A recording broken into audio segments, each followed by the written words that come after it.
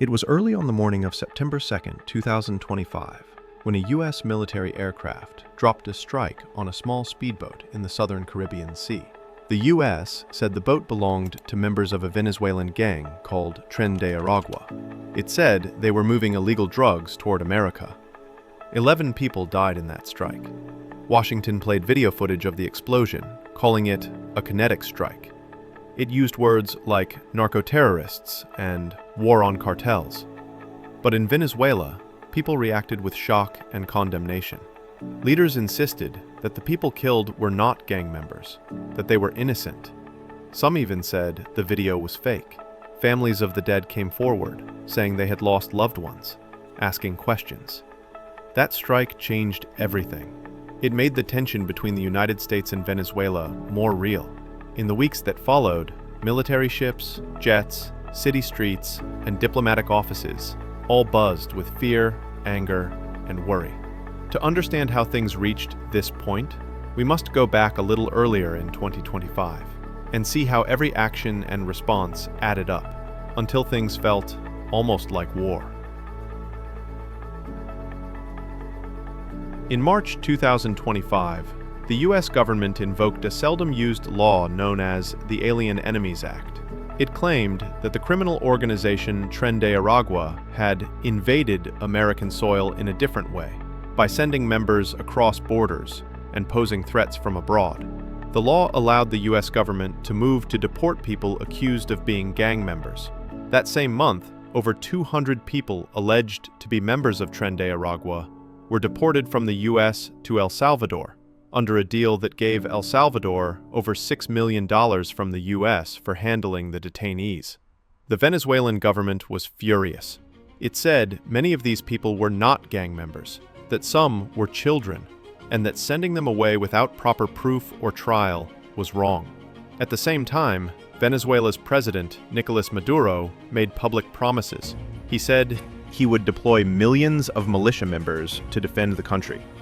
He said that if the U.S. kept threatening Venezuela's sovereignty, its right to govern itself, Venezuela would respond. He called the country in danger and urged citizens to be ready. Military moves on the water. By late August 2025, the U.S. had sent a fleet of warships to the southern Caribbean. More than 4,000 U.S. sailors and Marines, several Navy destroyers, and even a fast attack submarine gathered off Venezuela's northern coast.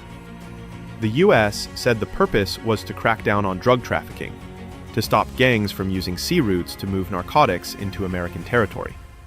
This was made public, raising alarms in Caracas and beyond. Venezuela responded by preparing its defenses. President Maduro told people he would activate a large part of the Bolivarian militia, many thousands of men and women already enrolled in that force.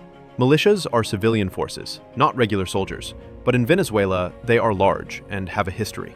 Maduro warned that if foreign forces tried to violate Venezuelan territory or treat its waters as their hunting ground, Venezuela would see it as an attack. September 2nd. Then came the moment that many saw as the turning point. Early on September 2nd, U.S. officials said they struck a boat in the southern Caribbean. The U.S. claimed the boat was moving drugs for the Tren de Aragua gang, that it was headed toward the U.S. with narcotics. U.S. President Donald Trump posted video footage taken from above, showing a speedboat, a flash, fire, then the boat sinking. The U.S. government called the people on board narco-terrorists. They said no U.S. forces were harmed, and the strike was necessary to stop danger before it reached American shores. In Venezuela, Interior Minister Diosdado Cabello said none of the 11 people were in Tren de Aragua. He said Venezuelan investigators had asked families in the towns the boat came from, and they said their missing relatives were not gang members. He called the U.S. claims a lie and accused them of murdering innocent people. The U.S. had not yet offered public evidence of drugs found on that boat, or proof that everyone on board was a gang member. Some U.S. lawmakers and international observers said they needed to see proof. They raised questions. Was the boat in international waters or Venezuela's waters? Was there a chance to arrest instead of kill? Was the strike legal under international law?